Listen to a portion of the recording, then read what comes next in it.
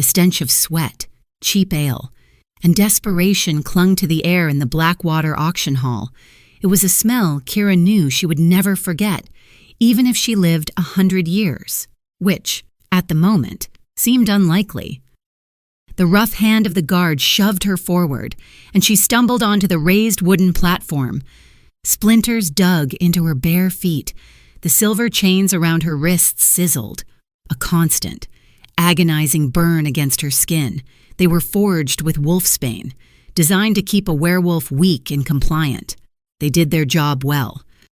And now for our final lot of the evening, the auctioneer, a fleshy man named Marcus with a voice like gravel, boomed across the hall, Lot 73, an Omega, a bit used, I'm afraid. A wave of cruel laughter rippled through the crowd of rogue wolves, greedy merchants, and pack alphas looking for cheap labor. Kira kept her eyes fixed on the floorboards. She wouldn't give them the satisfaction of her tears. Not again. Rejected by her alpha, Marcus continued, prodding her bruised ribs with a wooden staff. Kira flinched. No heat scent to speak of. Probably barren. Damaged goods, you might say. The words were a physical blow, each one a phantom slap across her face. 3 months. It had only been 3 months since Alpha Devon of the Silverwood Pack had dragged her before their sacred moonstone. He had declared her unfit to bear strong warriors, her spirit too gentle for a time of war. He'd rejected her publicly, stripped her of her name, and sold her to slavers to pay off a gambling debt. "We'll start the bidding at a generous 50 silver, Marcus announced with a smirk. Silence. The kind of heavy, suffocating silence that was louder than any shout. No one moved. No one spoke. Marcus's smirk faltered. 50 silver. For a strong back. At least she can scrub floors. Still nothing. He grunted in frustration. Fine 20 silver, anyone. 20. A fat merchant in the front row, Garrett Voss, raised a greasy hand. His eyes roamed over Kira's torn tunic with a look that made her skin crawl. 20. He grunted. I can use her as live bait for the dire boar hunt next week. Her screams might attract a big one. The crowd chuckled. Bile rose in Kira's throat. So this was it. This was how she would die. Torn apart by a boar in some rich man's forest. Suddenly, the great oak doors at the back of the hall crashed open, slammed against the stone walls with a deafening boom. Every head turned. The laughter died. The air, already thick, became heavy, charged with an oppressive, terrifying power. Framed in the doorway stood a figure that silenced every wolf in the room. He was impossibly tall, at least 6'4", with shoulders as broad as the doorframe he stood in. His hair was the color of midnight, and his eyes were silver, cold and sharp as shards of ice. A jagged scar ran from his left temple down to his jaw, a brutal white line against his tanned skin. Behind him stood 4 elite warriors, their black leather armor gleaming, their faces grim and unreadable. The aura rolling off him was immense, a physical weight that made Kira's knees weak. It was the power of an alpha of alphas, a king. Alpha King Theron Vance of the Ironclaw Kingdom. His silver eyes swept the room, dismissive and cold, until they landed on her. And for a heartbeat, the world stopped. When his gaze met hers, something primal and violent erupted inside him. His wolf, a beast he kept caged under layers of discipline and pain, threw itself against the bars of his soul, roaring a single, possessive word. Mine. Theron's jaw tightened. He didn't understand it. He had no use for an Omega, especially not a broken one. His mate had died 15 years ago. The moon goddess didn't grant second chances to kings who had failed their first, yet. His wolf clawed at him, demanding he claim the small, chained female on the stage. He ignored the irrational urge. He was here for information on rogue movements, not to buy slaves, but he couldn't look away from her. He saw the defiance warring with fear in her hazel eyes. the proud set of her shoulders despite the chains. Garrett Voss, the merchant, was getting impatient. "Well, are we selling the bait or not?" Theron's voice cut through the air, low and cold as a winter storm. 200 gold, for the Omega. A collective gasp went through the hall. 200 gold was enough to buy a small fortress. It was an insane, impossible price for her. Garrett Voss sputtered, his face turning a blotchy red. "King Theron, I had the winning bid." Theron didn't even look at him. He leveled a glare at the merchant that was pure, unadulterated power. His voice dropped into the alpha command, a tone no wolf could disobey. "You will be silent." Voss clamped his mouth shut, his eyes wide with terror, a whimper escaping his throat. The auctioneer, Marcus, practically tripped over his own feet, his greed overriding his fear, sold to the esteemed Alpha King Theron Vance. For 200 gold, he slammed his gavel down, the sound cracking like a whip. Theron gave a sharp nod to one of his warriors, who strode forward. Tossing a heavy pouch of gold onto the stage, the coins spilled out. Gleaming under the torchlight, another warrior moved to the platform, his movements efficient and impersonal. He unlocked Kira's chains from the floor, but left the silver cuffs on her wrists. He pulled her to her feet and half dragged, half led her away from the stage, away from the stunned silence of the auction hall. She didn't dare look at the king. She just kept her eyes on the floor, her heart hammering a frantic rhythm against her ribs. She had been saved from the boars, but she had a terrifying feeling she had just been thrown into the dragon's den. The journey to the Ironclaw Fortress was a blur of misery. Kira was locked in a small, windowless wagon, the silver cuffs still burning her wrists. The air was stale and hot. At their first stop for the night, the king's beta, a tall man with a permanent scowl named Marcus Hunt, brought her a piece of dry bread and a water skin. "Don't get any ideas," he said, his voice clipped and unfriendly. "Just because the king paid a fortune for you doesn't make you special. You're a tool, nothing more. You'll learn your place at Ironclaw, or you'll wish you were dead." Kira simply nodded, not having the strength to speak. She watched through a crack in the wagon's door as Theron dismounted his massive black warhorse. He moved with a predator's grace that was both terrifying and mesmerizing. She saw him turn his head, his silver eyes finding her wagon in the darkness. He held the gaze for a long moment, a look of profound confusion on his face, before he turned away. Later, she watched as he berated one of his own warriors. The man had a deep gash on his arm and had winced while tending to it.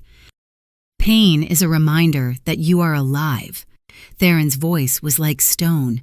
"Weakness invites death. Do not show it. Not in my kingdom." The warrior bowed his head. "Yes, my king."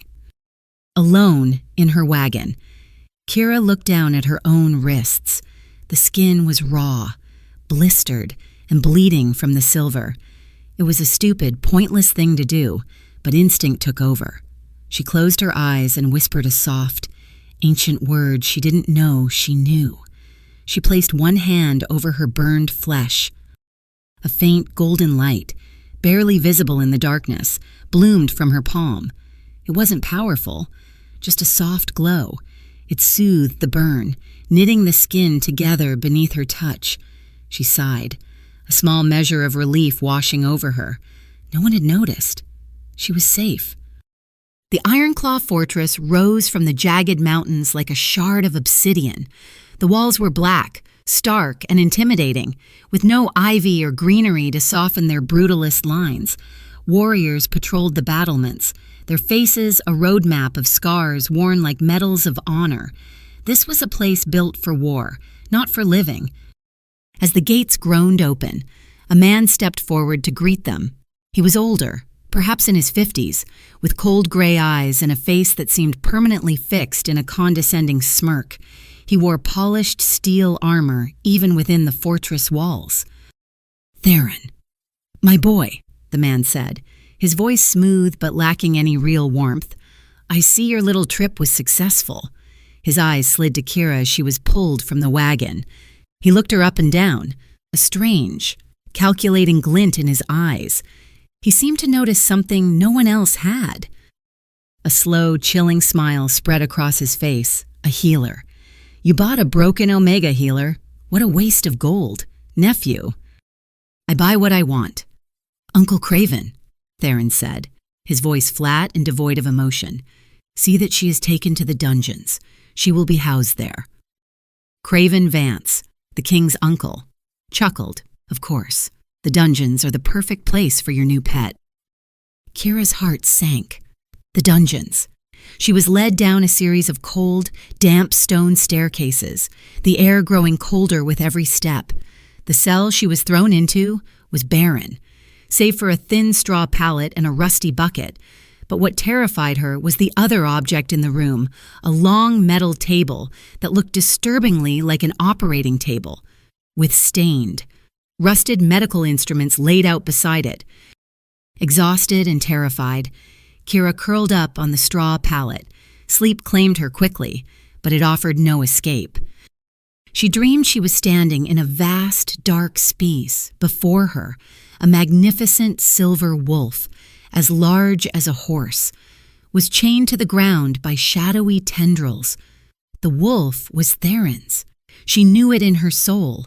It thrashed and roared in agony, and she could see black, vein-like cracks spreading out from its heart, a creeping corruption that was slowly killing it.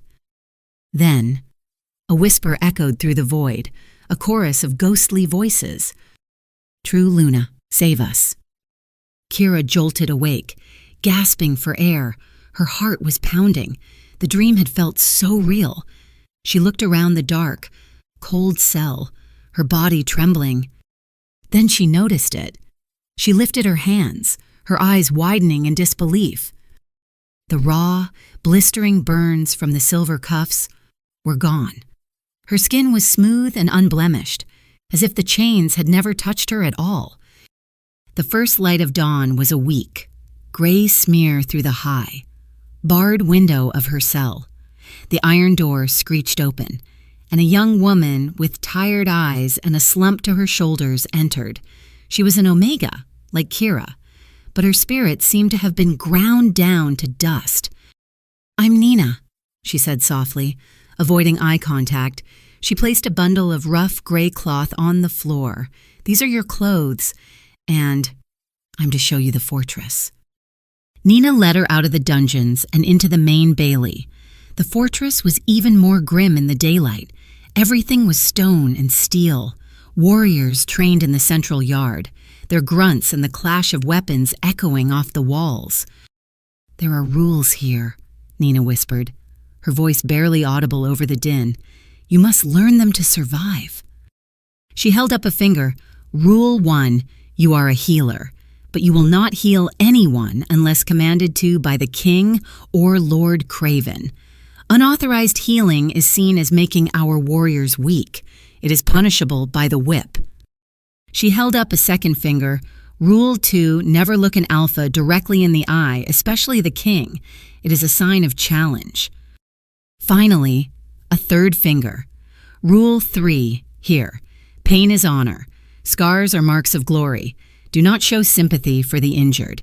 It is an insult to their strength. The philosophy was so twisted, so contrary to every instinct in Kira's body, that she could barely comprehend it. How could a place so dedicated to strength be so utterly broken? As they passed the training grounds, a sickening crack split the air, followed by a cry of pain. Kira's head snapped towards the sound. 2 boys, no older than 14 or 15, were sparring with heavy wooden staffs. One of them now lay on the ground, clutching an arm that was bent at an unnatural angle.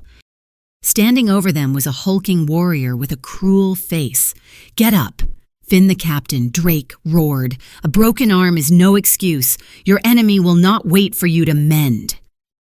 The boy, Finn, was younger than the others, maybe only 12. Tears streamed down his pale face as he tried to push himself up, his broken arm dangling uselessly. Kira didn't think, she just moved. Ignoring Nina's panicked hiss of her name, she broke away and ran onto the training ground. She knelt beside the boy, her healer's instincts screaming. "Omega! Get back," Captain Drake bellowed, his face turning purple with rage. "This is not your place. Disobey me, and you'll feel the sting of the lash." Kira ignored him. She placed her hands gently on Finn's arm. "It's all right," she murmured to the boy, who stared at her with wide, terrified eyes. "I can help." She closed her eyes, focusing her energy.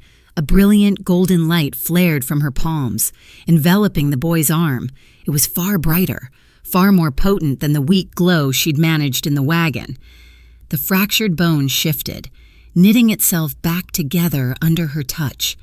Within seconds, the arm was whole again. A collective gasp went through the watching warriors. They had seen healers before, but their magic was a faint blue or green. Never this brilliant, living gold. "What is this sorcery?" Drake snarled. That light, a voice, cold and sharp, cut through the tension. Lord Craven had appeared at the edge of the training ground. He stared at Kira's hands, his eyes narrowed with a predatory intensity. Kira saw a flicker of something in his gaze, not just surprise, but recognition. He whispered to himself, so low she almost missed it. "It can't be. That color. It should be extinct." Then, his face hardened into a mask of authority. He pointed a finger at Kira. "Seize her," he commanded the guards. "She has disobeyed a direct order. 20 lashes for her insolence." 2 guards grabbed Kira's arms, hauling her to her feet. Fear, cold and sharp, pierced through her. She was going to be whipped for helping a child. Enough. The single word was not shouted, but it carried the weight of absolute command. The guards froze. The entire training yard went silent. Alpha King Theron stood there, having emerged from the keep. His silver eyes were fixed on the scene, unreadable. He strode forward, his presence silencing every breath. He stopped in front of his uncle. "She healed one of my warriors," Theron stated, his voice a low rumble. "She defied a direct order from your captain." "Theron," Craven countered smoothly. "Discipline must be maintained." Theron's gaze shifted to Kira. It was the first time she was this close to him, and the sheer force of his presence was overwhelming. He smelled of pine, winter air, and something wild and elemental that was purely him. "I told you not to heal without my permission," he said to her. His voice was not cruel, but it held no warmth. "Explain yourself." Kira trembled, but she forced herself to meet his gaze for a fleeting second before dropping her eyes to his chest. The boy. His bone was shattered, without proper setting. It would have healed crooked. He might have lost the use of his arm. A one-armed warrior is of no use to your kingdom, my king. Theron was silent for a long time. She could feel his eyes on her, feel the churning conflict within him. His wolf was screaming at him, a frantic, protective snarl that he was struggling to contain. "Protect her, keep her safe, mine." Finally, he spoke. "From now on, you will heal only when I command it. The silver cuffs will remain on your wrists until you learn what it means to obey." He turned to the guards. "Take her back to the dungeons." But as they led her away, she heard him give another order to Nina, his voice low. "See that her own wounds are tended to, and make sure she is fed properly. I have no use for a starving healer." The contradiction was jarring. He punished her with chains but provided for her care. Who was this man? This king of scars and shadows? That night, Beta Marcus Hunt visited her cell. He didn't bring food this time, only words, heavy as stones. "You think he's just a tyrant, don't you?" Marcus said, leaning against the bars. "You don't know anything."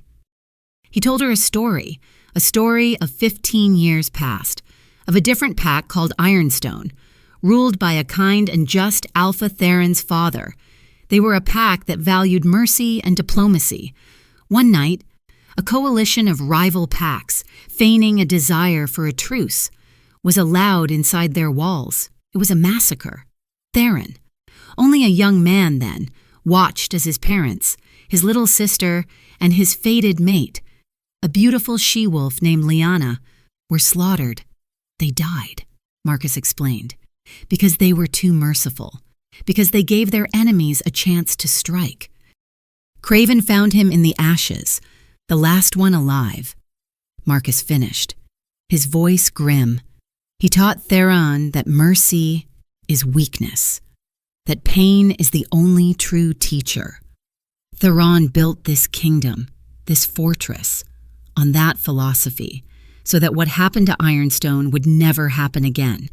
Craven's influence on him is absolute. Never forget that. Kira's heart ached. He wasn't a monster by nature. He was a man forged in unimaginable trauma, shaped by the one person who had saved him. Late that night, long after Marcus had left, she was startled by a sound. Theron stood outside her cell, a dark silhouette against the torchlight from the hall. He thought she was asleep. "Why did you do it?" he asked, his voice a low whisper, not meant for her to hear. "You knew you would be punished." Kira sat up slowly. He stiffened, realizing she was awake. "Because it was the right thing to do," she answered softly. "And because I cannot turn off the instinct to heal, any more than you can turn off the instinct of an alpha to protect his pack. Instinct is what killed my family," he bit out, his voice raw with a pain that was still fresh after 15 years. "No, my king," Kira said, her voice gentle but firm. "Betrayal killed them. Cruelty killed them. Do not mistake kindness for naivety." He stood there in the darkness, his fists clenched at his sides. He didn't say another word. He just turned and walked away, his heavy footsteps echoing down the stone corridor. But he hadn't seen the other figure lurking in the deeper shadows down the hall. After the king was gone, Craven stepped into the faint light. A malevolent smile played on his lips. He had heard every word. He retreated to his private study and pulled a heavy, leather-bound tome from a locked chest. He flipped through the ancient, brittle pages until he found what he was looking for, a detailed illustration of a she-wolf, her hands glowing with a brilliant golden light, a crescent moon symbol on her forehead. "The true Luna," Craven breathed, his eyes gleaming with mad ambition. "Said to be extinct for 200 years. The legends are true."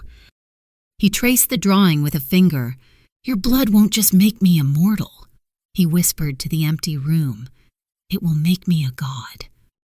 A week later, Theron announced he was leading a war party to hunt a band of rogue wolves that had been terrorizing the border villages. As the warriors prepared to leave, he stopped before Kira's cell. He didn't look at her, but tossed a thick, wool-lined cloak through the bars. "The dungeons are cold," he said gruffly. "I have no desire for my 200 gold investment to die of pneumonia before she's proven useful." He turned and strode away without another word. Nina, who had witnessed the exchange, rushed to Kira's side after he was gone. "He's never done that before," she whispered in awe. "He's never shown that kind of concern for a slave, or for anyone, really." Later that day, Craven, with a false air of magnanimity, ordered Kira moved from the dungeons to a small, windowless room on the ground floor. "It's unsanitary to keep a healer in the filth," he'd declared. Kira knew it wasn't kindness. It was about keeping his prize asset healthy.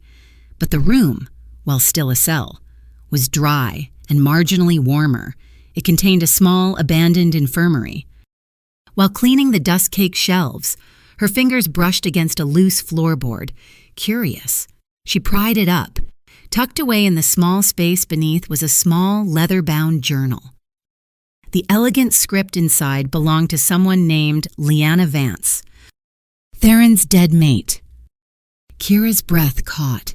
Her hands trembled as she read.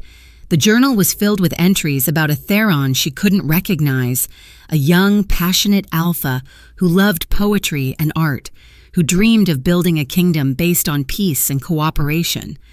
Lyanna wrote of their love, of their shared dreams for the future. But the tone of the final entries grew dark, filled with fear. "The darkness in Craven frightens me," Lyanna had written.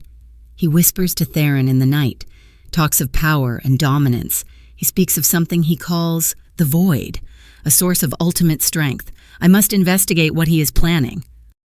That was the last entry. The following pages were blank. Kira clutched the journal to her chest. Craven hadn't just shaped Theron after the massacre. He had been poisoning his mind long before, and Lyanna had known it. The war party returned under the cloak of midnight, their approach heralded by the frantic ringing of the watchtower bell. Something was wrong. Kira was rushed from her room.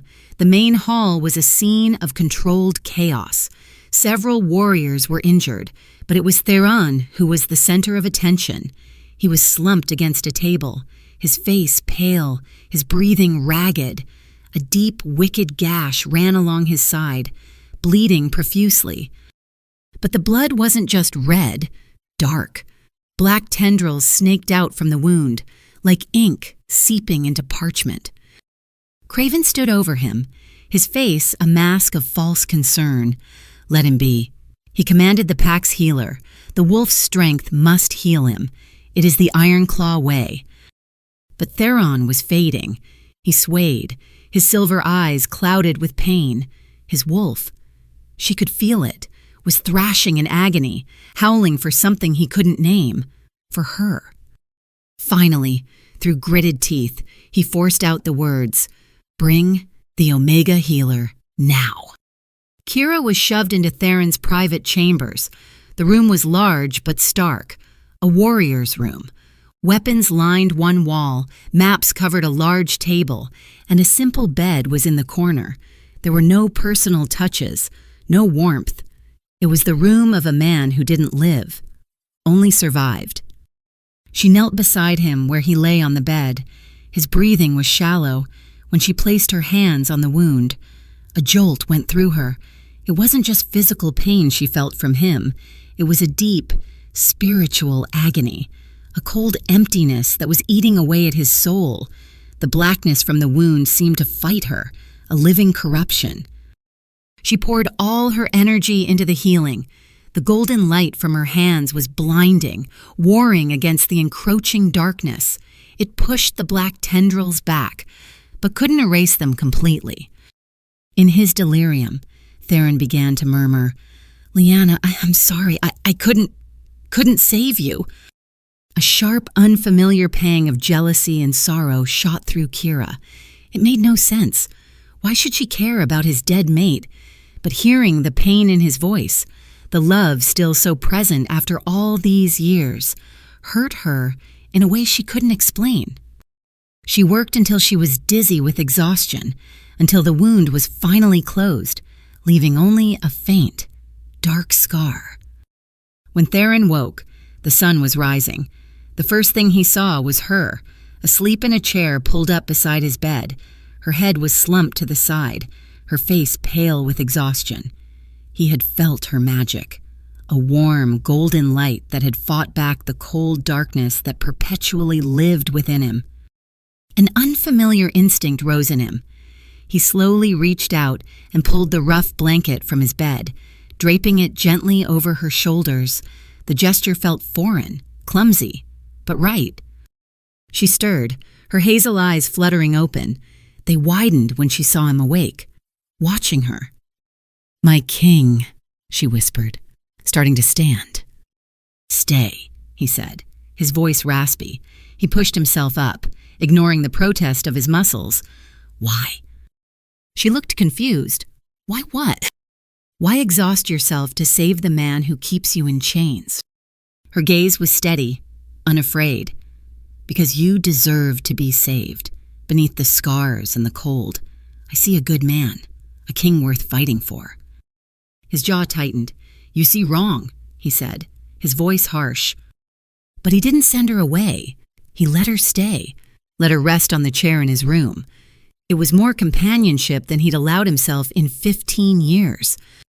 Meanwhile, miles away in the dark woods, Craven met with a swirling vortex of shadow, a creature of pure darkness with glowing red eyes, a void creature.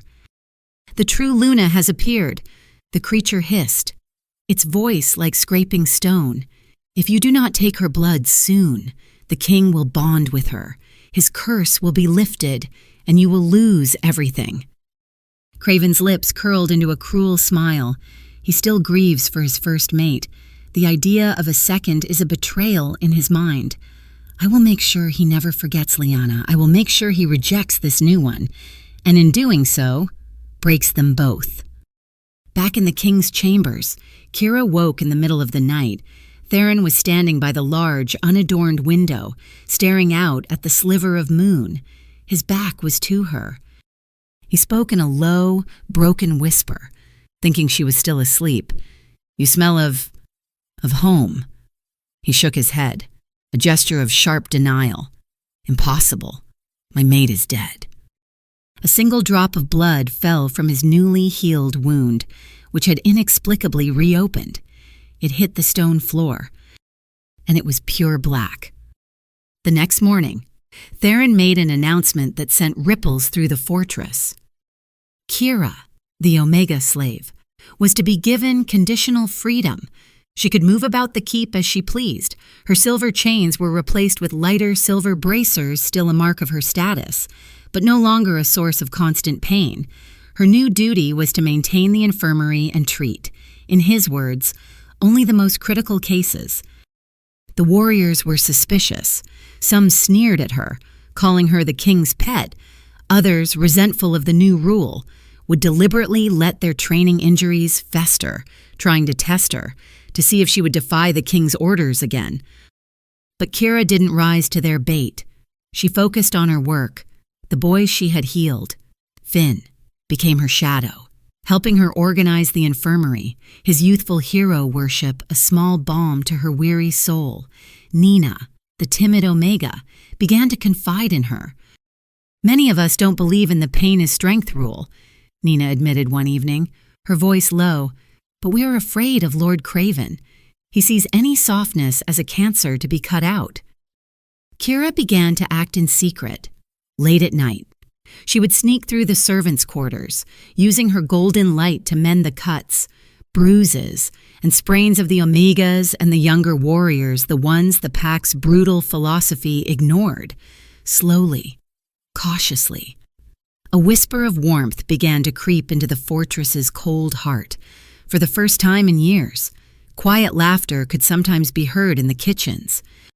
One afternoon, Theron summoned her to the private training yard behind the keep. A weak healer is a useless healer, he stated, tossing a pair of leather training gloves at her feet.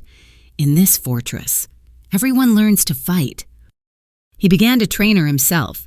He showed her basic blocks, how to position her feet, how to throw a punch. He was a patient, if detached, teacher.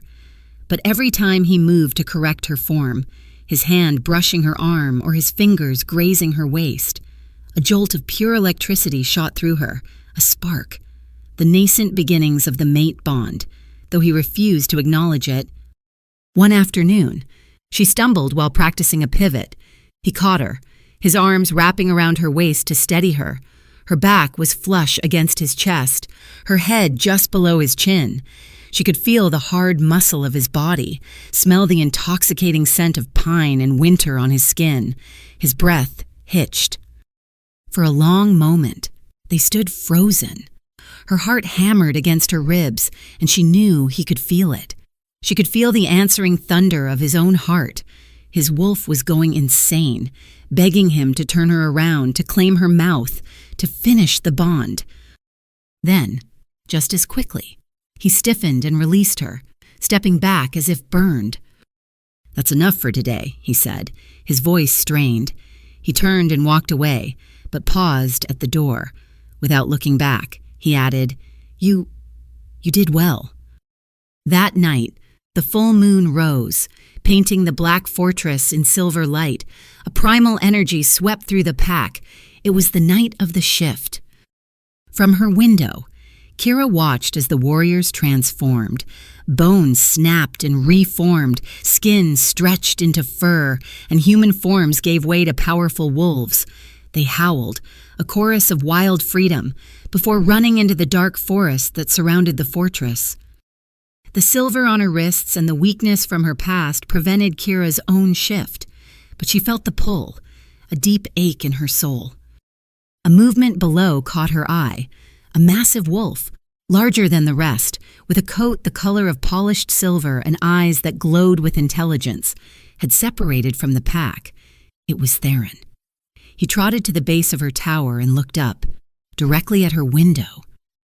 He didn't howl or snarl. He let out a soft, low whine, a sound of longing, of confusion. Her spirit yearned for his, an invisible cord pulling her towards the magnificent creature below. She pressed a hand to the cold glass, her heart aching with a feeling she couldn't name. Unseen by either of them, Craven watched from the shadows of the battlements. A plan was forming in his mind. He spent the next day spreading whispers, planting seeds of doubt. The Omega's magic is strange, unnatural. It makes the warriors soft. She is a weakness. That night, he found his pawn a brutish warrior named Roderick, fiercely loyal to the old ways and resentful of Kira's new status. She is a threat, Craven told him, his voice a venomous whisper. She uses dark magic to bewitch the king, prove her true nature, show the pack she is a danger. Late that night, Kira was organizing supplies in the infirmary when the door burst open. Roderick stood there, his eyes wild. He shifted, his body contorting into the form of a large, brown wolf. He snarled, saliva dripping from his jowls, and lunged. Kira screamed, stumbling backward. There was nowhere to run.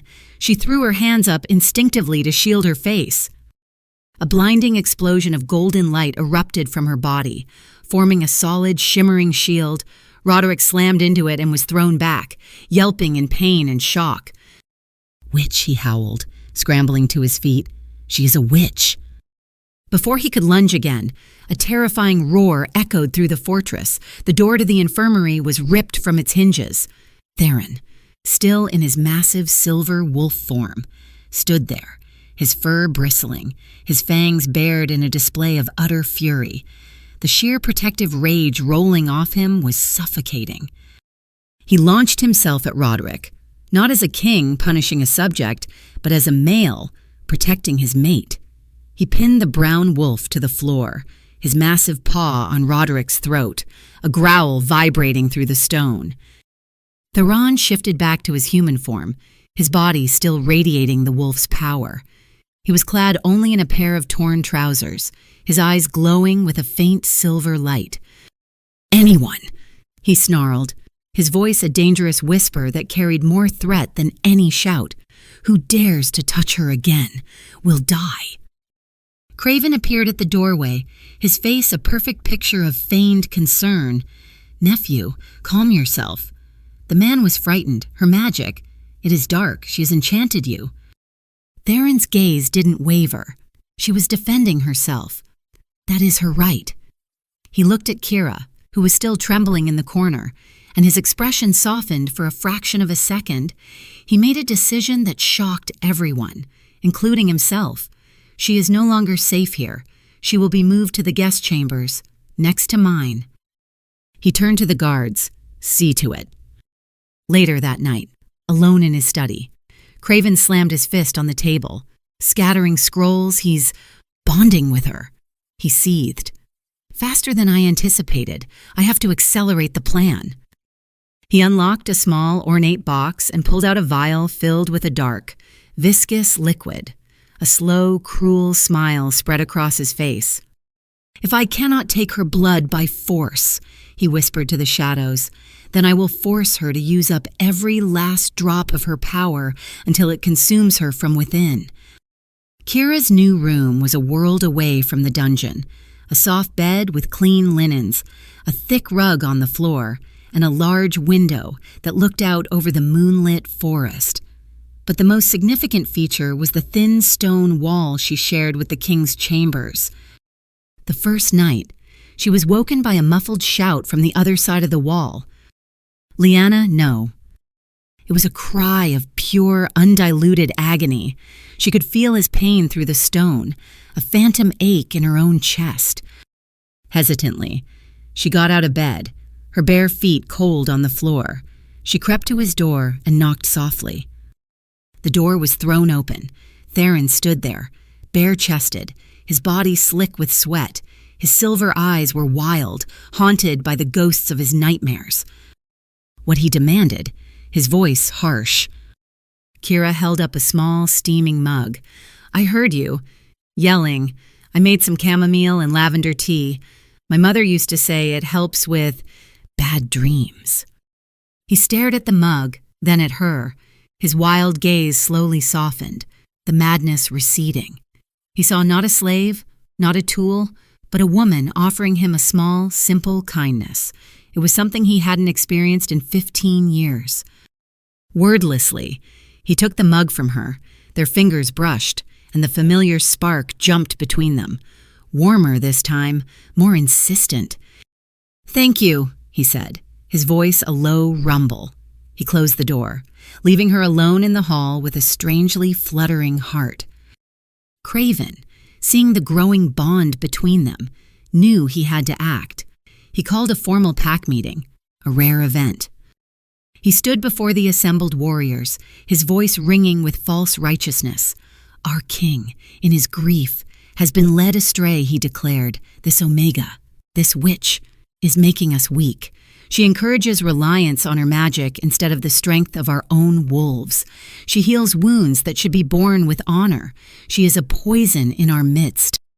A murmur went through the crowd. The older warriors, the ones most loyal to Craven's harsh doctrine, nodded in agreement, but a younger group, Finn, the warriors Kira had healed in secret, the servants she had shown kindness, looked uneasy. For the first time, the Ironclaw pack was visibly divided. Theron stood beside his throne, his face an unreadable mask of stone. The conflict within him was a raging storm. His duty to his pack's established laws warred with the primal, undeniable instinct to protect Kira. Finally, he made his decision, and it was a brutal one.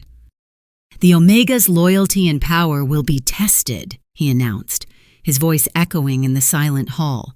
10 of our warriors were gravely injured in the last rogue attack. She will heal them all. She will have 3 days. She will not rest until the task is done. He looked directly at Kira. "If you succeed, your place in this pack will be recognized. If you fail, you will be exiled." Kira's stomach plummeted. It was an impossible task. Healing one warrior from a near-mortal wound took a tremendous amount of energy. Healing 10 would drain her completely. It was a death sentence disguised as a test. It was Craven's plan. She knew it, delivered by the man she was beginning to care for. But she saw the agony in his eyes. He was trapped. This was the only way he could appease his uncle while giving her a chance to prove herself. "I accept the challenge," she said, her voice clear and steady, betraying none of the fear churning inside her. The next 3 days were a living hell. She was moved to the main infirmary, where the 10 warriors lay on cots, one by one. She moved between them, pouring her life force, her golden light into their broken bodies. She healed shattered bones, stitched together torn flesh, and purged poisons. She didn't stop to eat or sleep. Finn and Nina snuck her bits of bread and sips of water when the guards weren't looking. From his office, overlooking the infirmary, Theron watched. He didn't move, didn't eat. He just stood there, a silent, tortured sentinel. His fists clenched so tightly, his knuckles were white every time she stumbled with exhaustion. On the final day, Craven walked through the infirmary, a pitcher of water in his hand. "You look thirsty, little healer," he said with a benevolent smile, pouring her a cup, a gift for your diligence. Desperate, Kira drank it down, not noticing the faint, bitter aftertaste. Wolfsbane, odorless to a human, but a slow poison to a werewolf. She moved to the final warrior. Her vision was blurring, her ears ringing. She felt weak, so profoundly weak she could barely stand. But she placed her hands on the man's chest and pushed out the last of her energy. A final, brilliant pulse of golden light flared, and his wounds closed. She had done it. Then, the world tilted. Her legs gave out. She collapsed to the stone floor, blood trickling from her nose and ears. The combination of magical exhaustion and Craven's poison was shutting down her body. Theron moved faster than anyone had ever seen him move. He was at her side in a heartbeat, a roar of pure fury tearing from his throat. He gathered her limp body into his arms, holding her as if she were the most precious thing in the world. He turned his blazing silver eyes on his uncle. "What did you do?" he snarled. Craven feigned shock. "I did nothing. She was simply too weak for the task. I told you she was a flaw in this pack." "If she dies," Theron vowed, his voice dropping to a lethal whisper, "I will tear this fortress apart stone by stone until I have your head." He carried her to his own chambers, kicking the door open. The pack's doctor rushed in, his face grim. He examined Kira, his expression growing more dire by the second. "My king, she's been poisoned with wolfsbane, and her magical core is shattered. There's nothing I can do. The only thing that can save a wolf in this state is a direct blood transfusion from their true mate." The room went silent. Everyone knew the king's mate had died 15 years ago. Theron didn't hesitate. He looked down at Kira's pale, still face, and everything fell into place. The pull, his wolf's obsession, the scent of home. She wasn't a replacement. She was a second chance, a chance the moon goddess had granted him, and he had been too blind and stubborn to see it. Without a word, he took a dagger from his belt, sliced open his own wrist, and pressed the bleeding wound to her lips. His blood, tainted with the faint darkness of the void curse, touched her, but as it did, a faint golden light emanated from her, meeting the blood, and for a moment, the darkness in it seemed to recede, purified by her very essence. Her eyelids fluttered. She coughed, color returning to her cheeks. Her hazel eyes opened, cloudy and confused, and focused on his face. "You," she whispered, her voice barely a breath. "You are my mate."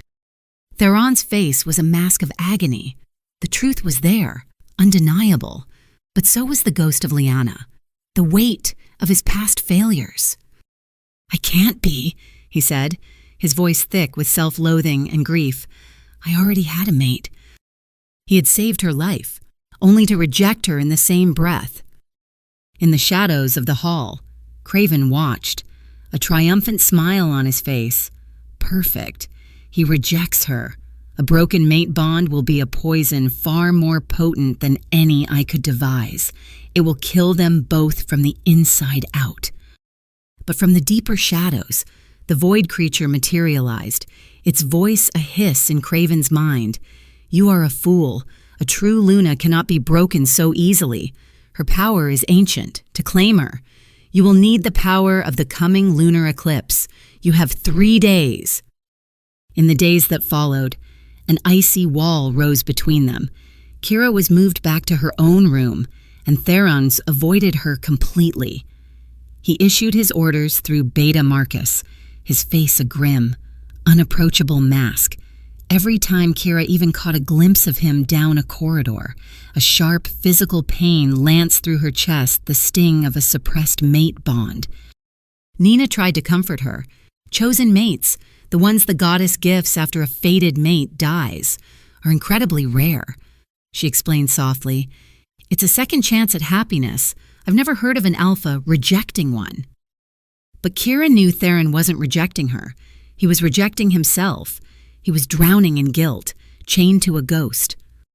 A new resolve hardened within her. She would not wait for a king who didn't want her. She would make her own place here. She threw herself into her work, officially opening the infirmary.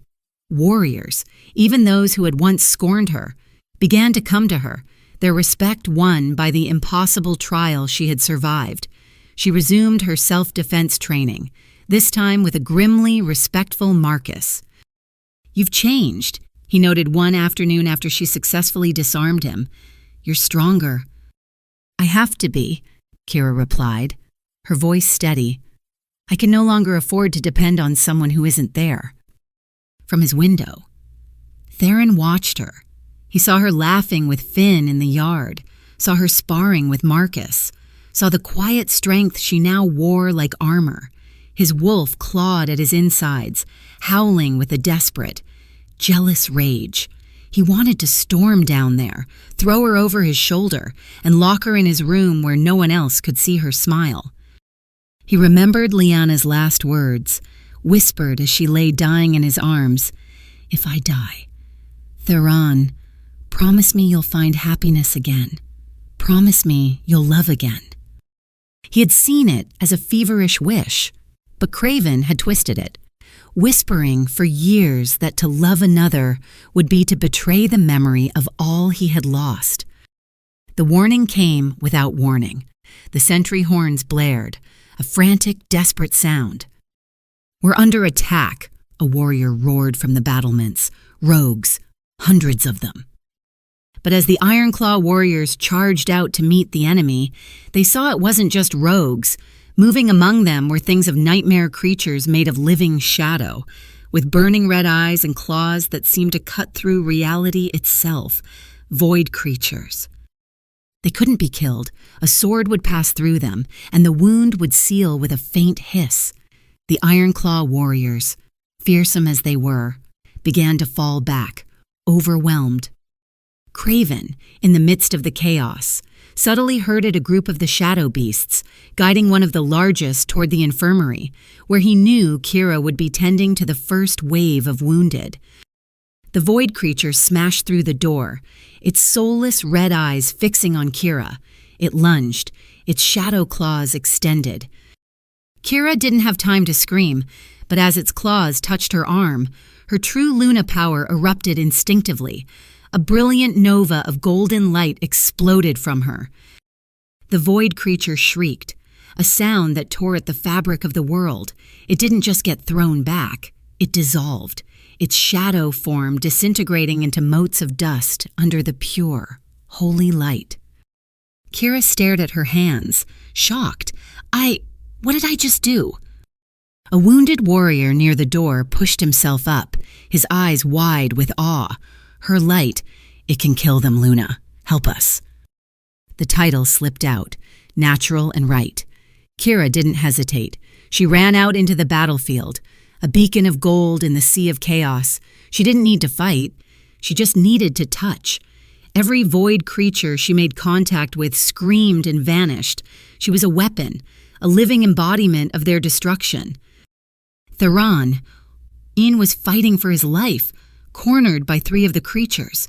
They were wearing him down, their shadowy attacks draining his strength. He saw a flash of gold, and then she was there, at his back. She placed her hands flat against his spine. "Fight," she commanded, her voice ringing with newfound power. Her golden light surged into him, flowing through his veins, enveloping his body in a holy aura. It didn't burn, it empowered. He felt the lingering taint of the void curse within him recede, replaced by a strength he hadn't felt in years. He roared, a sound of pure alpha power, and lashed out. His claws, now glowing with golden light, tore through the shadow creatures, and this time, they did not reform, they simply ceased to exist. As they fought back to back, a perfect union of strength and light, the full force of the mate bond slammed into them both. It was a dizzying, overwhelming wave of connection, of rightness, of home. In a lull in the fighting, Theron turned to her, his silver eyes wide with revelation. We...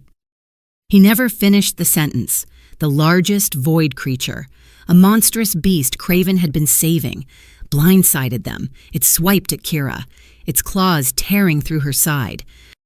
She was thrown across the courtyard, landing in a heap, a dark stain spreading across her gray tunic. A sound of pure world-ending rage ripped from Theron's soul. He shifted, his silver wolf form larger, more powerful than ever, augmented by the dregs of her light and the fury of a mate seeing his other half injured. He became a whirlwind of silver and gold fury, tearing the final creature to shreds. He shifted back instantly, not caring about his nakedness, and ran to her. He gathered her into his arms, his heart seizing with a terror far greater than any he had felt on a battlefield. "No," he whispered, his voice breaking. "Not again. I can't lose you, too." He carried her inside, shouting for the doctor. The prognosis was grim. "The wound is deep. My king, tainted with void energy. It won't close. Her own light is trying to heal it, but it's being corrupted from within. She's bleeding out." Theron knew the bond was still incomplete, a rejection, even a silent one, left it fractured. It couldn't sustain her. He sat by her bed all night, holding her cold hand, his heart a stone in his chest. He finally allowed himself to speak the truth, even if she couldn't hear him. "I was a fool," he whispered to her still form. "I was afraid. Afraid that loving you meant betraying her. Afraid of failing you, just as I failed her. But I see it now. Rejecting you. That was the real betrayal. That was the true failure." Tears he hadn't shed in 15 years traced paths through the grime on his face. "You are my second chance, Kira, my mate, and I have wasted it. Please, please wake up. If you wake up, I will spend the rest of my life making sure you never doubt it again." A floorboard creaked behind him. Theron didn't move. Craven stepped into the room, a small, wickedly sharp dagger in his hand. He thought the king was lost in his grief. He moved toward the bed, his eyes fixed on Kira's exposed arm. Now was his chance to take her blood. "What?" Theron said, his voice deadly calm as he rose from his chair, blocking the path. "Do you think you are doing, Uncle?" Craven froze, his mask of concern finally falling away to reveal the viper beneath. "I am doing what is necessary. She is the true Luna. Her blood can purify the void curse. It can grant us immortality, create an undefeatable army I've known from the moment I saw her." Theron's world tilted. You knew this whole time his eyes narrowed. The attack, the void creatures, you led them here. Craven laughed, a harsh, grating sound. "Did you really think I saved you from the ashes of Ironstone out of love? You sentimental fool, no. I saved you because the prophecy said the last of the Ironstone line would be afflicted by the void curse, and that the curse would lead the afflicted to the true Luna. You were simply my perfect, broken little homing beacon." He dropped into a combat stance, the dagger glinting. "Now give her to me." Craven shifted and lunged. As the two alphas clashed, a weak golden light began to pulse from the bed. Kira's eyes, glowing with a soft, ethereal light, snapped open. The clash of the two alphas shook the room. Theron, fueled by righteous fury, was a force of nature, but Craven was unnaturally strong, his movements enhanced by dark energy. Black tendrils of void magic laced his attacks, each blow leaving a festering wound on Theron's skin. Theron faltered, held back by a lifetime of ingrained loyalty to the man who had raised him. He couldn't bring himself to land a killing blow. He's using the void. Kira's voice, though weak, was clear. Ignoring the searing pain in her side, she pushed herself up and crawled across the floor. She slammed her palm against Theron's leg. Her golden light surged into him, a purifying fire that burned away the dark magic clinging to his skin. Craven snarled, thrown back by the pulse of energy. "You want to know the truth, nephew. The real truth about your precious Ironstone," he spat, his eyes wild with madness. It wasn't mercy that killed them. It was me. I led our enemies through the secret gates. Your father's peaceful ways were making us weak. I wanted a pack forged in fire and blood. Lyanna found out about my deal with the Void, so I made sure she was the first to die. The words struck Theron harder than any physical blow. He sank to his knees, the foundation of his entire world crumbling into dust, his pain, his philosophy, his kingdom. It was all built on the lie of a murderer. I trusted you.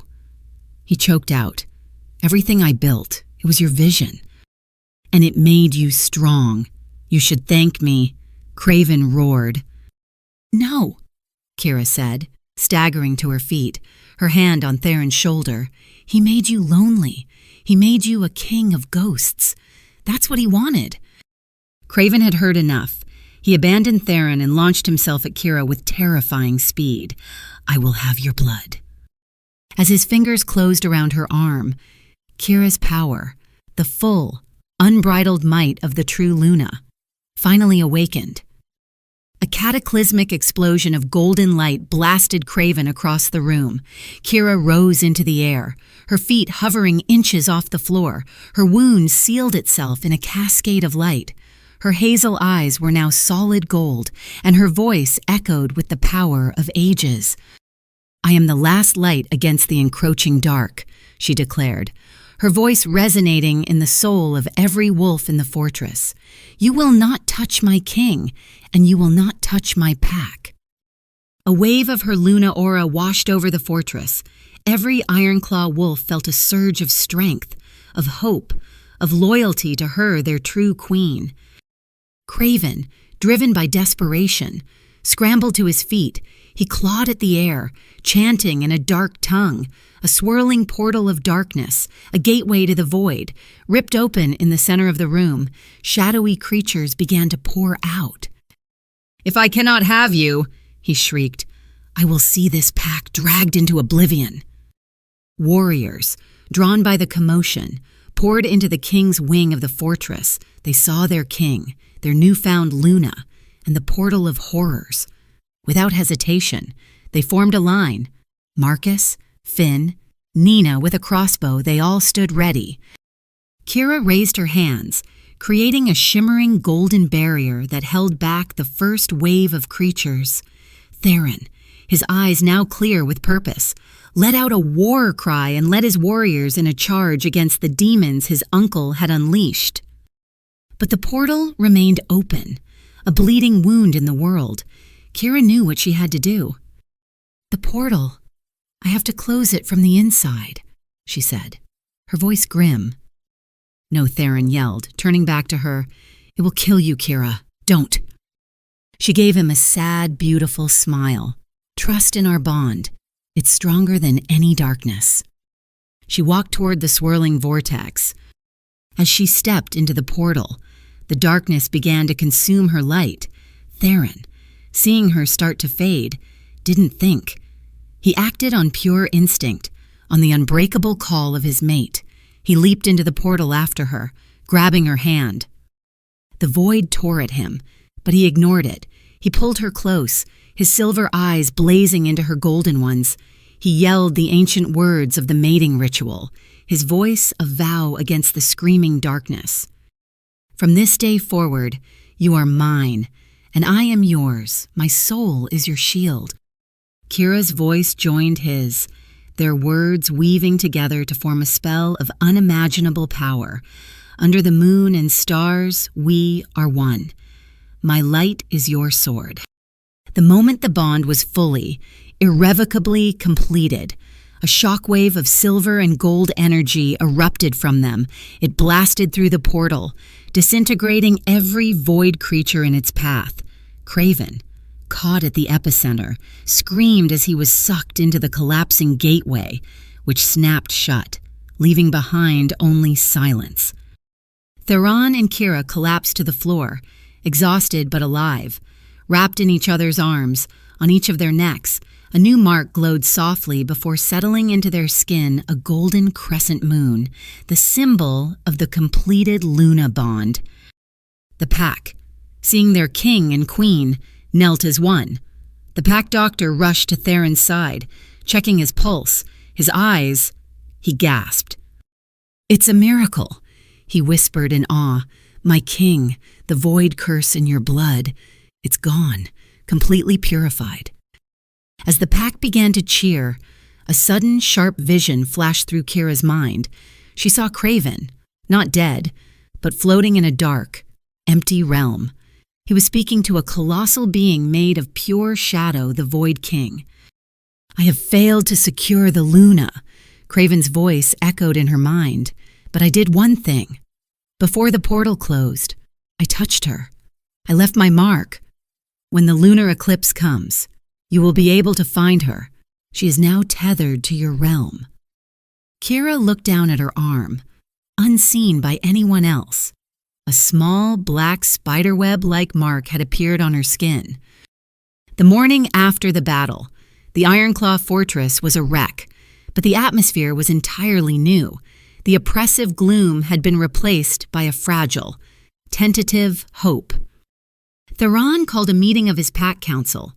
"For 15 years, we have lived by the sword and by fear, guided by the lies of a traitor," he announced, his voice ringing with conviction. "That ends today.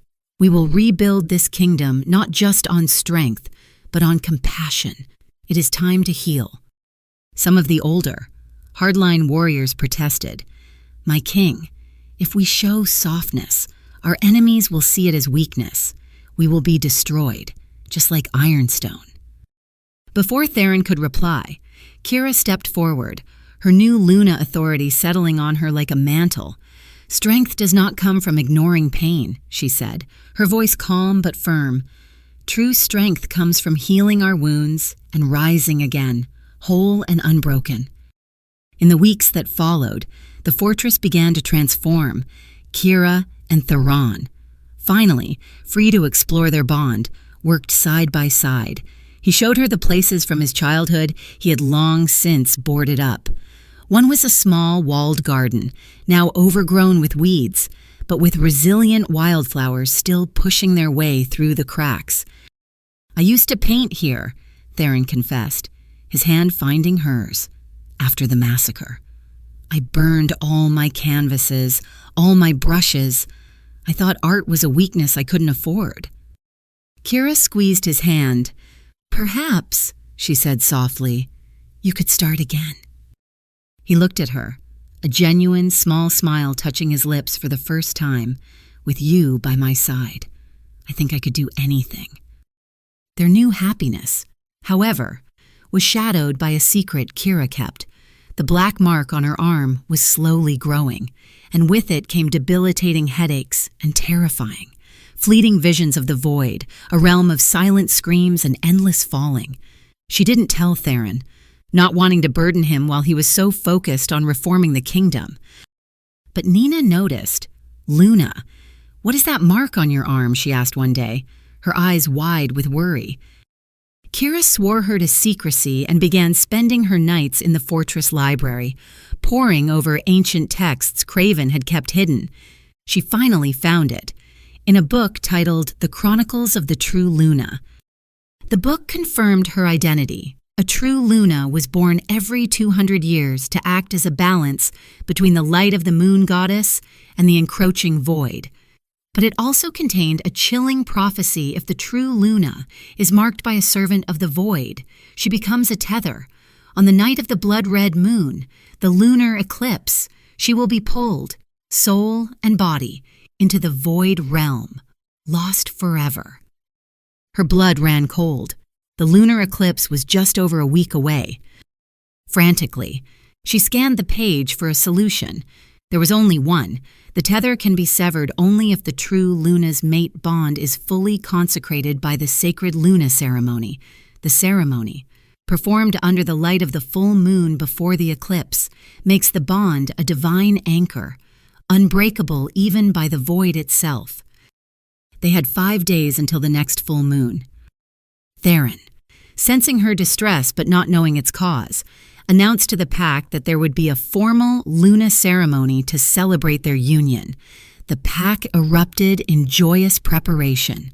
Banners were hung, a great feast was planned, and the ancient ritual circle on the highest mountain peak was cleared. Kira tried to share in the joy, but a cold knot of fear was lodged in her stomach.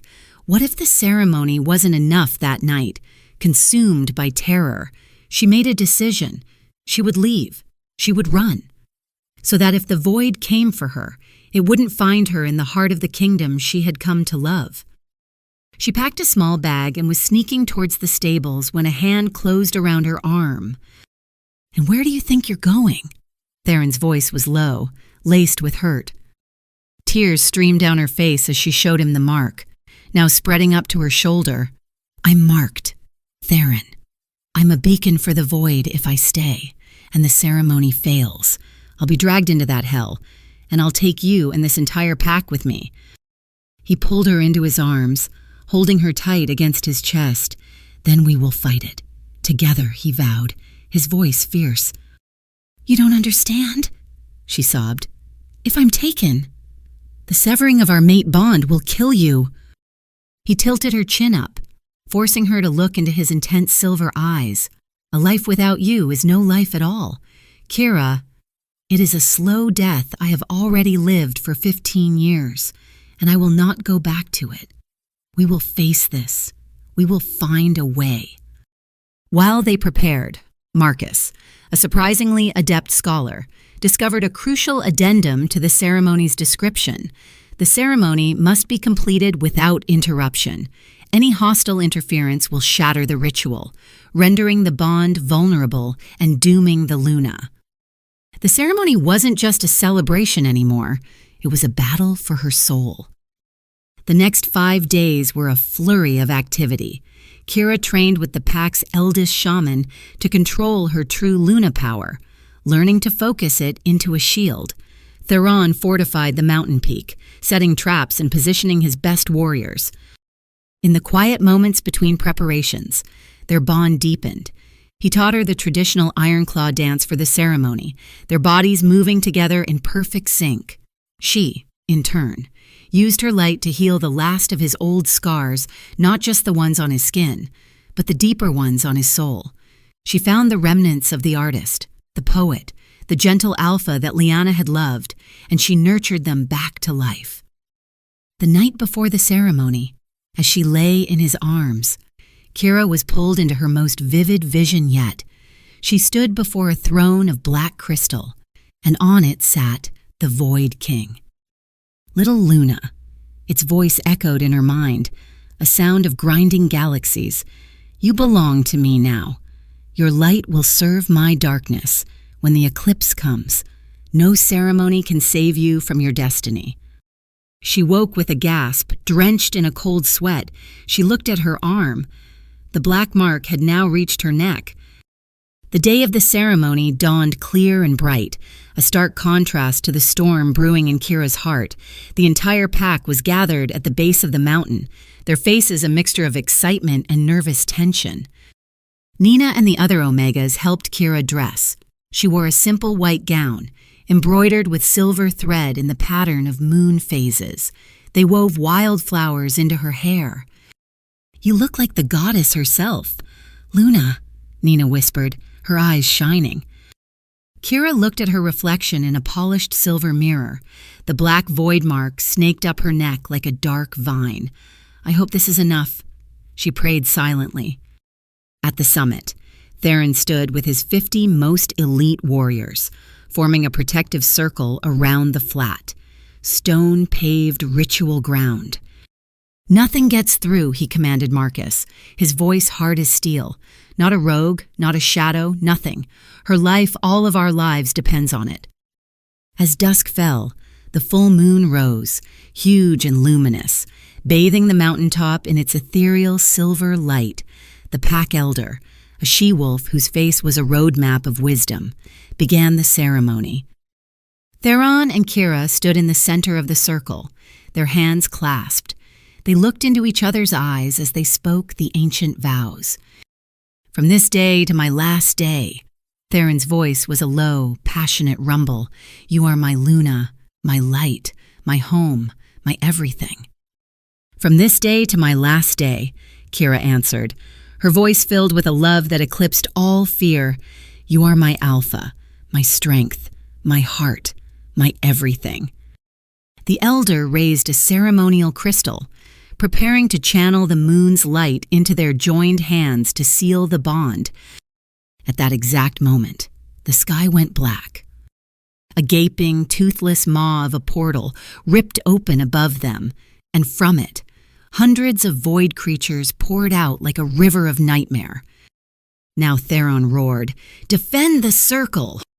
His warriors charged, a wall of flesh and steel against a tide of shadow. The clash of battle was immediate and brutal. Then, a figure of immense size and power stepped from the portal. It was 8 feet tall, clad in armor made of solidified darkness. It was the Void King. It ignored the warriors, gliding through the battle as if they were nothing. It moved directly toward the ritual circle. "True Luna," its voice echoed in their minds. "Light cannot exist without shadow. You were born to bring balance. Come home to me." The black mark on Kira's body flared with agonizing pain, and she felt an irresistible pull, dragging her, step by step, toward the Dark Monarch. Theron shifted into his massive silver wolf and launched himself at the king, only to be swatted aside like a fly. The entire pack converged on the being, but their attacks were useless. "We can't stop it," Marcus yelled. "Only the true Luna can fight him." But Kira was trapped, paralyzed by the Void King's power. Theron, scrambling to his feet, knew there was only one way. The bond had to be sealed, now, by any means necessary. He shifted back to his human form and strode into the oppressive aura of darkness surrounding Kira. He grabbed her, turning her to face him. He ignored the elder, the ritual, everything. This was between him, his mate, and the goddess. He tilted his head back and roared at the moon. "Moon goddess, hear my vow. I offer my life force, my wolf spirit, my very soul to complete this bond and anchor my mate to this world." He lowered his head and sank his fangs into the juncture of her neck and shoulder, marking her, pouring all of his alpha essence into her. Simultaneously, she acted on pure instinct, rising up and sinking her own teeth into his shoulder, a reciprocal marking that sealed the circuit. The world exploded. A supernova of blended silver and gold light erupted from their bodies, a shockwave that vaporized every void creature on the mountain. Kira and Theron rose into the air, their forms shifting and melding together, not into 2 separate wolves, but into one magnificent. Combined being a wolf with Theron's silver fur, streaked with Kira's brilliant gold, its eyes burning with the light of a star. This divine creature launched itself at the Void King, its power now an equal match. It drove the Dark King back, its claws of light and shadow tearing at the void armor. Then they separated, landing gracefully on the ground as themselves again. Kira stood in the center of the circle, the ceremony forgotten, and raised her hands to the sky. She began to sing, a song with no words. An ancient Luna melody that pulled the very essence of the moon down from the heavens. The silver light flowed into her and erupted outwards, a cleansing wave that washed over the mountain. The Void King roared in frustration as the light burned him. "This is not over!" "True Luna," he bellowed, before retreating back into his portal, which snapped shut, leaving only the moonlit sky and the silence of the aftermath. The ceremony was complete. The black mark on Kira was gone, replaced by a beautiful, intricate tattoo of a golden moon. Theron pulled her into his arms, burying his face in her hair. "We did it," he breathed. The pack let out a deafening cheer. As the celebration began, the old elder pulled Kira and Theron aside, her face grave. "The Void King is gone," she said. "But he did not leave empty-handed. In your final struggle, when he touched you, he left a piece of himself behind, a seed. She placed a gentle, wrinkled hand on Kira's stomach. Luna, you are with child, and your child will carry the essence of both the light and the void. The elder's words hung in the air, heavier than any threat the Void King had uttered. A hybrid, Theron asked, his voice rough with disbelief. What does that mean? It means the child will be the first of its kind, the elder explained, her ancient eyes filled with a mixture of awe and fear. It will wield the power of the true Luna's light and the raw, shaping potential of the void. This child, it could become the savior of all realms, a being of perfect balance. Or, if its power is uncontrolled, it could become the apocalypse. Kira placed a trembling hand on her still, flat stomach. A life was growing inside her, a miracle born from a nightmare. Theron wrapped his arm around her, his jaw set with fierce determination. Then we will teach our child the right path. It will be a savior. When the news spread, the newly unified pack fractured once more. Half the pack saw the coming child as a blessing, the heir of prophecy who would lead them into a golden age. The other half, led by the hard-nosed training captain, Drake, saw it as a curse. A child of the void cannot be trusted, Drake argued at a tense pack meeting. It is a monster waiting to be born for the good of the pack. The pregnancy must be terminated. Theron's response was swift and terrifying. His alpha power slammed down on the hall, forcing every wolf to their knees. His silver eyes were chips of ice. Anyone, he snarled, his voice a low, lethal promise, who speaks of harming my mate or my child will face me in the circle of judgment, and I will show no mercy. Kira stood beside him, her own Luna authority rising to meet his. She placed a hand over her womb. This child is a part of me, a part of our king, and a part of this pack. It will not be defined by fear. I will teach it love, not hatred. The next 6 months passed in a blur of anticipation and strange wonders. The pregnancy was unlike any other. In the first months, Kira suffered from morning sickness, but her healing powers became exponentially stronger, as if amplified by the life within her. By the 4th month, the baby began to kick, and each tiny movement sent ripples of both shimmering light and faint shadow across her skin. She began to develop new abilities, sometimes. If she concentrated, she could see into the void realm a place of quiet, lonely beauty, not just the horror she had imagined. But the Void King saw her, too. He came to her in her dreams, not as a monster, but as a somber, ancient being. Your child is of 2 worlds, little Luna. His voice echoed in her mind. It cannot survive with only one. When it is born, I will come to claim it, to teach it how to command the darkness within. Never, Kira shot back, even in her dream. You have no choice, the king replied sadly, without my teaching. The void in its soul will fester. It will consume the child, and then it will consume everything you love. She woke up shaking in Theron's arms, and this time, she told him everything. Together, they prepared. They built a birthing chamber deep within the fortress, its walls carved with runes of both light and shadow, a place of balance. The elder prepared ancient rituals of protection. Marcus trained a special legion of warriors, the Eclipse Guard, to be ready for the Void King's arrival. Kira's visions of the future became more frequent and more contradictory. She saw her child as a young woman, standing tall and leading their pack into an era of unprecedented peace.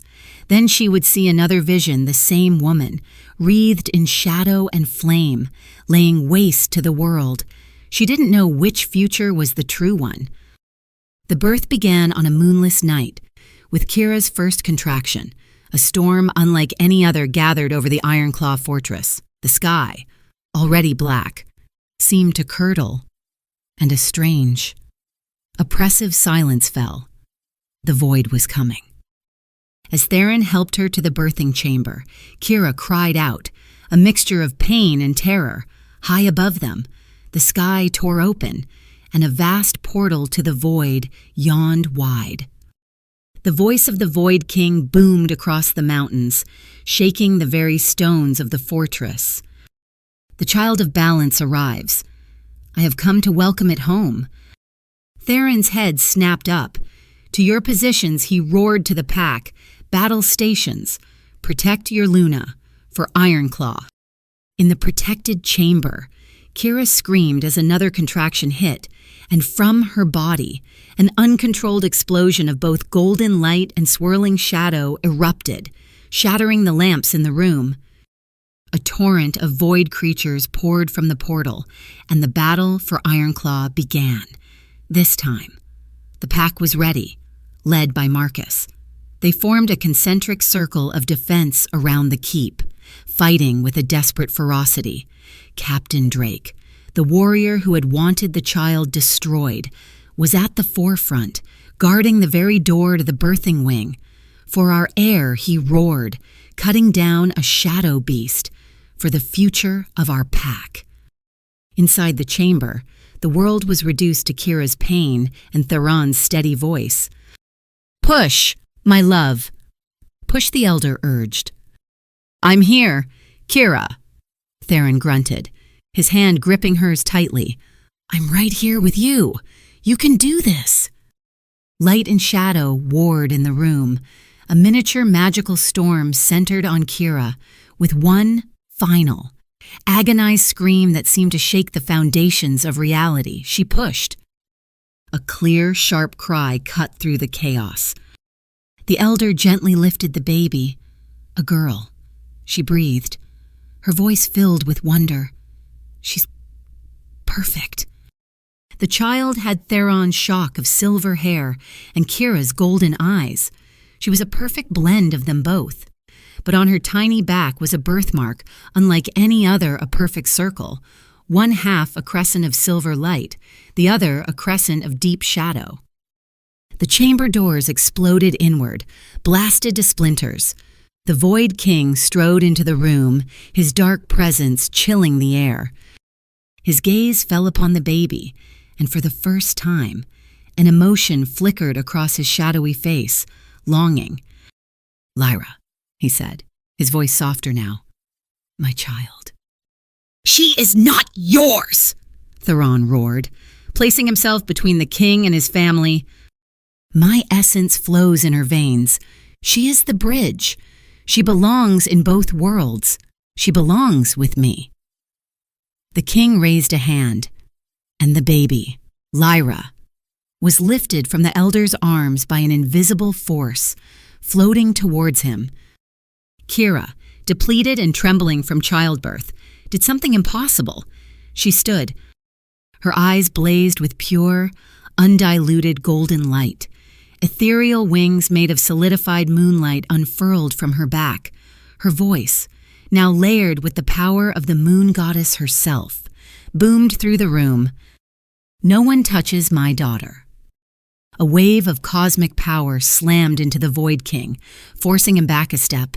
The baby, Lyra, flew from his grasp and nestled safely back into Kira's waiting arms. The Void King did not attack again. He simply stood there, a being of immense power, halted by a mother's love. You do not understand. True Luna, he said, his voice heavy with resignation. The child needs both worlds to survive. If you raise her only in the light, the shadow within her will turn to poison. She will destroy herself. And if she is raised only in darkness, she will become a monster, Kira countered, her voice shaking but firm. A long silence stretched between the two sovereigns of light and dark. Then, the Void King said finally, we have an accord to make. He proposed a pact. Lyra would live with her parents in the mortal realm for her first 7 years, where she would learn of love, light, and compassion. But after her 7th birthday, for 3 months of every year, she would travel to the Void Realm to be taught by him how to control the darkness she wielded. Absolutely not, Theron snarled. "I will not send my daughter into your realm of horrors." "If you do not," the Void King stated, "her power will grow unchecked. By the time she is a teenager, she will lose control, and the shadows within her will lash out and kill everyone she has ever loved. This is not a threat. It is a certainty." Kira looked down at her daughter. In Lyra's golden eyes, she could see tiny flecks of shadow swirling, a storm in miniature. He was telling the truth. The elder nodded sadly. "He is right, Luna. The child needs balance. It is her nature." Tears welled in Kira's eyes. "Is there no other way?" Theron, seeing her pain, stepped forward. "We will agree to your pact," he said to the Void King, "on one condition." The Void King tilted his head. "If my daughter goes to the Void Realm," Theron declared, his voice ringing with the authority of a king making a vow, "then I go with her. Every time, I will not leave her side. An alpha of the light cannot survive in my realm," the king warned.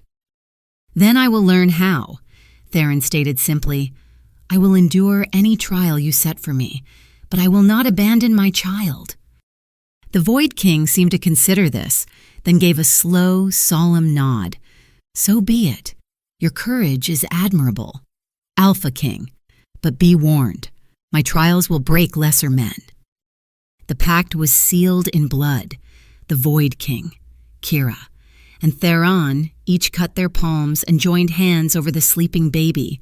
The elder chanted in the ancient tongue, and a circle of glowing runes appeared on the floor around them, binding their agreement across realms.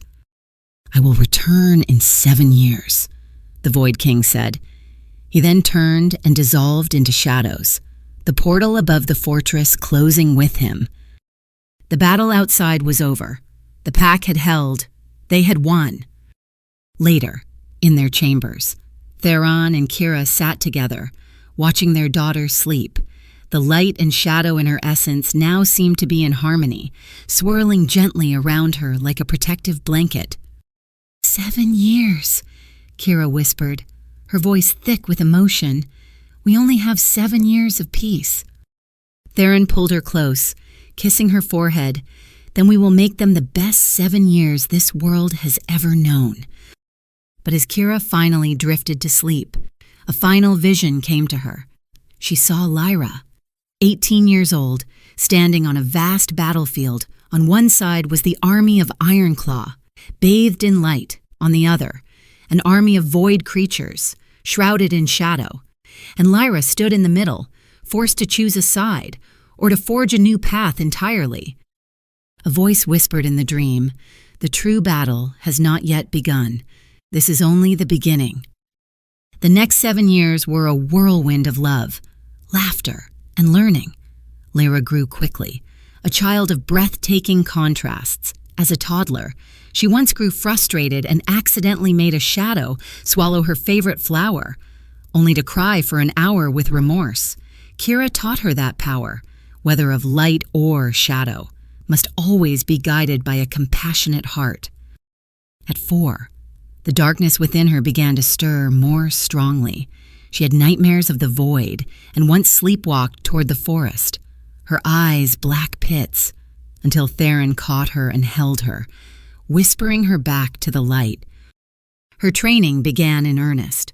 The pack elder taught her the philosophy of balance, that light without shadow is blinding, and shadow without light is empty.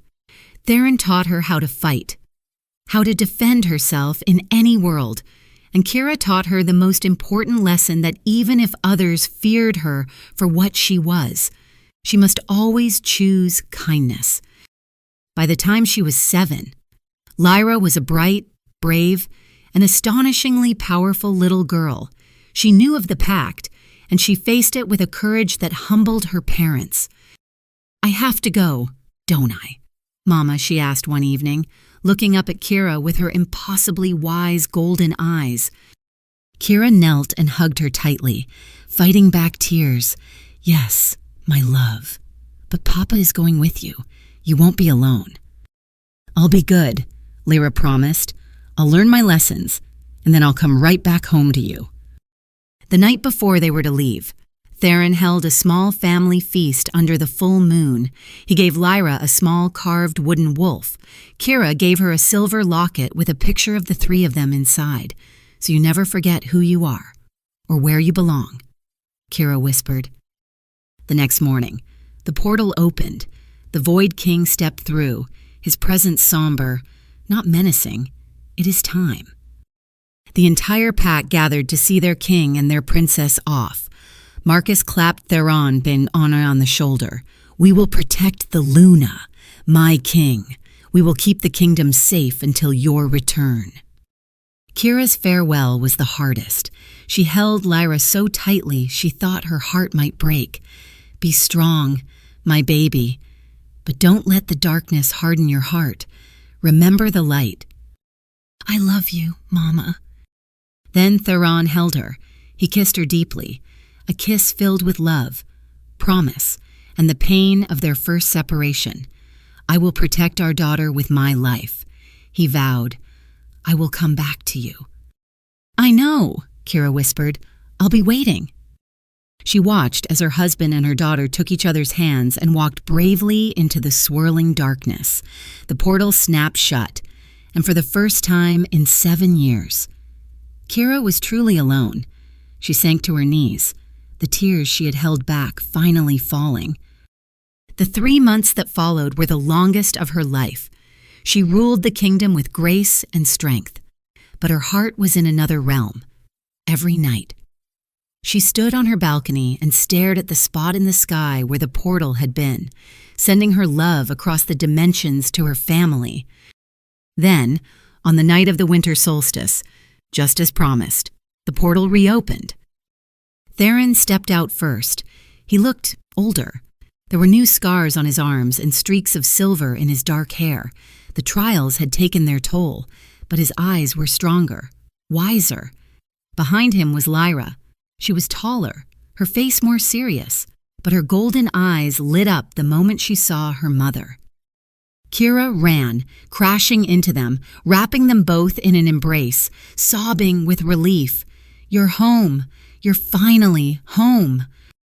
That night, Lyra told her stories of the Void Realm. It wasn't a place of evil, but of quiet, of stillness, of a different kind of power. Theron described the trials he faced, tests of courage, will, and spirit that had pushed him to his absolute limit. I learned something there, he told Kira as they lay in bed, Lyra sleeping safely in the next room. Darkness isn't the enemy. Fear is. Unchecked power is. But darkness itself, it is just the other half of the world. Their family was whole again, but their life had found a new rhythm. 9 months of light, 3 months of shadow, every year. Theron and Lyra would make their journey, and every year they would return stronger, their understanding of balance deeper. Lyra became a bridge between her parents' pack and the strange, silent denizens of the void. Lyra, now 18, was a striking young woman. She had her father's height and silver hair, and her mother's compassionate golden eyes. She moved with a grace that was both regal and dangerous, equally at home sparring with the Ironclaw warriors or meditating in perfect silence. As the prophecy had foretold, a great war finally erupted between the other realms of light and void, a conflict born of extremism and misunderstanding. Both sides came to her, demanding she choose a side, demanding she lend her unparalleled power to their cause. Lyra refused them both. Instead, on the borderlands between the warring realms, she used her power to create a new kingdom, a twilight kingdom, where beings of light and shadow could live together in peace, governed by the laws of balance. Theron and Kira stood by her side as her chief advisors. On the day of her coronation as the first Balance Queen, both the Moon Goddess and the Void King appeared, not as enemies, but as witnesses. You are the bridge we failed to build, the Moon Goddess said, her voice like wind chimes. You have proven that harmony is possible, the Void King acknowledged, his voice like the slow turning of the earth. You have taught us both a great lesson." Later that evening, Theron and Kira stood on the balcony of their daughter's new castle, looking out at a kingdom where glowing sprites flew alongside gentle shadow beasts. Theron, now in his 40s with a smile that reached his eyes, wrapped his arms around his wife. "Do you remember that night at the auction?" he murmured into her hair. "The reek of despair." Kira leaned back against him, her heart full. "I remember thinking my life was over." He chuckled, a warm, rich sound. 200 gold, it was the best investment I ever made. For 200 pieces of gold, I bought myself the entire world. Lyra joined them, placing a hand on each of their arms. "Thank you," she said softly, "for everything, for never giving up on me, on us." The three of them stood together, a family forged in chains and crowned in balance. They watched as the sun set and the stars emerged. The perfect, beautiful equilibrium of light and darkness. Their love had not conquered all, it had healed all, and in doing so, had created a new way forward, proving that from the deepest shadows, the brightest light can be born.